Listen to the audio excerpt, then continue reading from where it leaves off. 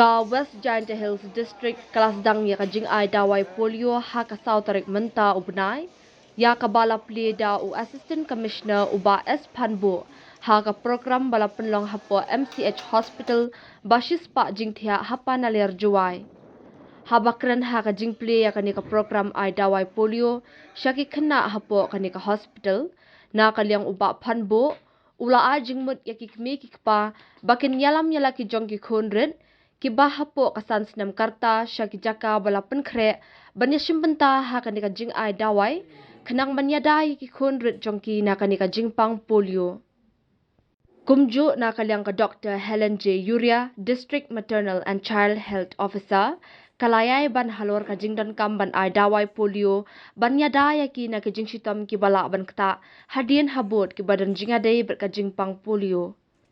Ru baya kanika jing ai dawai, an penlong habaro ki polio boot center, balapan kre haki kentoj baper hapo sor juai, haki jaka sumar bat kishnong, kenang ban penyo ya ka jing ai dawai polio, syabaro ki kena ki bahapo kasan senamrta. Kani ka jing ai dawai polio kelas dang henne ka South Tarik, bat kan kentup ya baro ka we ka district, bat beteng hadu ka henriu tarik ruber arajar arposau, kata lingba ka jinglet shaman ki thlieu ying briu, hakasan bat henriu tarik menta unai. Hakani ka program, layadan langru ka District Medical and Health Officer ka Dr. Eva Linda BV Lalu, ki Dr. bat ki staff nurse ka MCH Paneler Jawai bat kiwe. Kami ke dawai, baru berhebat. Kaya lah paling dawai ban penjak di jingpang polio. Tanpa kalau kecemang, lagi sangat ban yale ke jingpang kawan lain, ingin dia berada.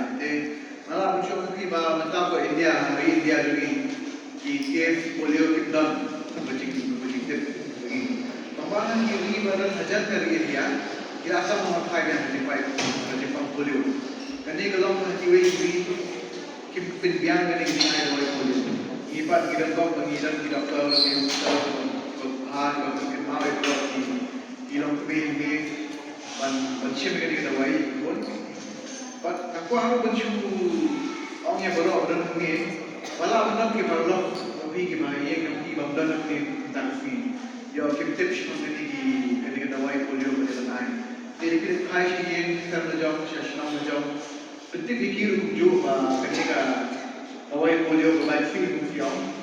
Ketika bahawa sam nama David Glenn, lalu ketika itu mah bagaimana David Job mengelak di Jepang, mengirim Ayla pun memakai.